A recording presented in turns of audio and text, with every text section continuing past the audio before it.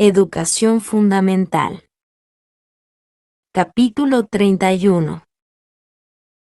Psicología revolucionaria. Los maestros y maestras de escuelas, colegios y universidades deben estudiar profundamente la psicología revolucionaria que enseña el movimiento gnóstico internacional. La psicología de la revolución en marcha es radicalmente diferente a todo cuanto antes se conoció con este nombre.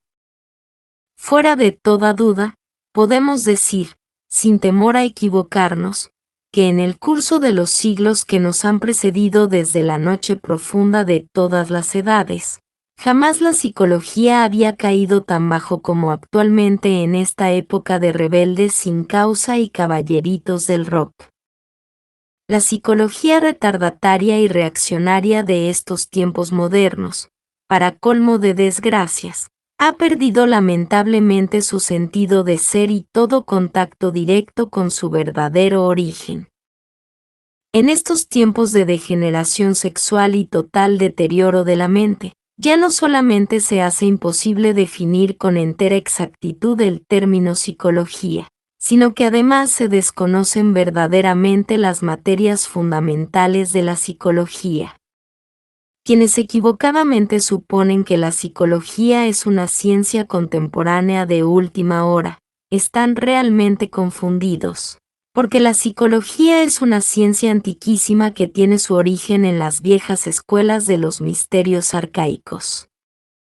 Al tipo del snob, al bribón ultramoderno, al retardatario, le resulta imposible definir eso que se conoce como psicología, porque a excepción de esta época contemporánea, es obvio que la psicología jamás existió bajo su propio nombre, debido a que, por tales o cuales motivos, siempre fue sospechosa de tendencias subversivas de carácter político o religioso y, por ello, se vio a la necesidad de disfrazarse con múltiples ropajes.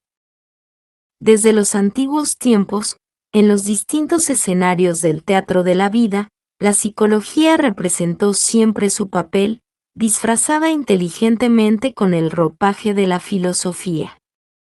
A orillas del Ganges, en la India sagrada de los Vedas, desde la noche aterradora de los siglos, existen formas de yoga que en el fondo vienen a ser pura psicología experimental de altos vuelos. Las 7 yogas han sido descritas siempre como métodos, procedimientos o sistemas filosóficos. En el mundo árabe, las sagradas enseñanzas de los sufís, en parte metafísicas, en parte religiosas, son realmente de orden totalmente psicológico. En la vieja Europa podrida hasta el tuétano de los huesos con tantas guerras, prejuicios raciales, religiosos, políticos, etc., todavía hasta finales del siglo pasado, la psicología se disfrazó con el traje de la filosofía para poder pasar desapercibida. La filosofía, a pesar de todas sus divisiones y subdivisiones como son la lógica, la teoría del conocimiento, la ética, la estética, etc., es fuera de toda duda en sí misma autorreflexión evidente, cognición mística del ser, funcionalismo cognoscitivo de la conciencia despierta. El error de muchas escuelas filosóficas consiste en haber considerado a la psicología como algo inferior a la filosofía, como algo relacionado únicamente con los aspectos más bajos y hasta triviales de la naturaleza humana. Un estudio comparativo de religiones nos permite llegar a la conclusión lógica de que la ciencia de la psicología siempre estuvo asociada en forma muy íntima a todos los principios religiosos.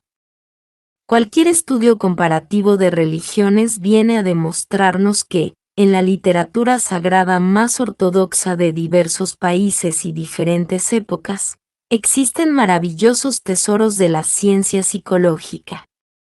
Investigaciones de fondo en el terreno del gnosticismo nos permiten hallar esa maravillosa compilación de diversos autores gnósticos que viene de los primeros tiempos del cristianismo y que se conoce bajo el título de Filocalia, usada todavía en nuestros días en la Iglesia Oriental, especialmente para la instrucción de los monjes. Fuera de toda duda y sin el más mínimo temor a caer en engaños, podemos afirmar enfáticamente que la filocalia es esencialmente pura psicología experimental.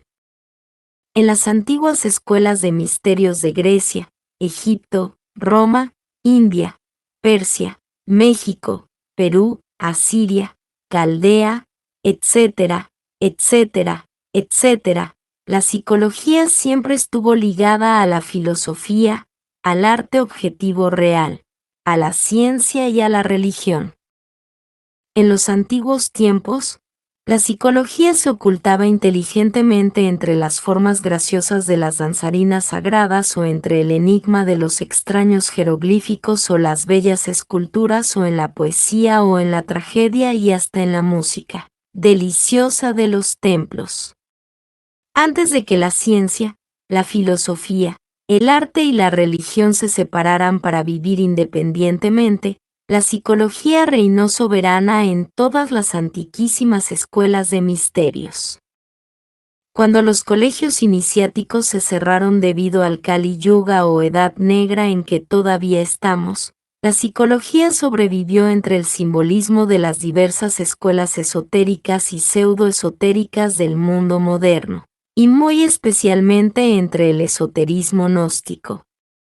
Profundos análisis e investigaciones de fondo nos permiten comprender con toda claridad meridiana que los distintos sistemas y doctrinas psicológicas que existieron en el pasado y que existen en el presente se pueden dividir en dos categorías. Primera, las doctrinas tal como muchos intelectuales las suponen. La psicología moderna pertenece de hecho a esta categoría. Segunda, las doctrinas que estudian al hombre desde el punto de vista de la revolución de la conciencia. Estas últimas son en verdad las doctrinas originales, las más antiguas. Solo ellas nos permiten comprender los orígenes vivientes de la psicología y su profunda significación. Cuando todos nosotros hayamos comprendido en forma íntegra y en todos los niveles de la mente, cuán importante es el estudio del hombre desde el nuevo punto de vista de la revolución de la conciencia, entenderemos entonces que la psicología es el estudio de los principios, leyes y hechos íntimamente relacionados con la transformación radical y definitiva del individuo. Es urgente que los maestros y maestras de escuelas, colegios y universidades comprendan en forma íntegra la hora crítica en que vivimos y el catastrófico estado de desorientación psicológica en que se encuentra la nueva generación. Es necesario encauzar a la nueva ola por el camino de la revolución de la conciencia, y esto solo es posible mediante la psicología revolucionaria de la educación fundamental.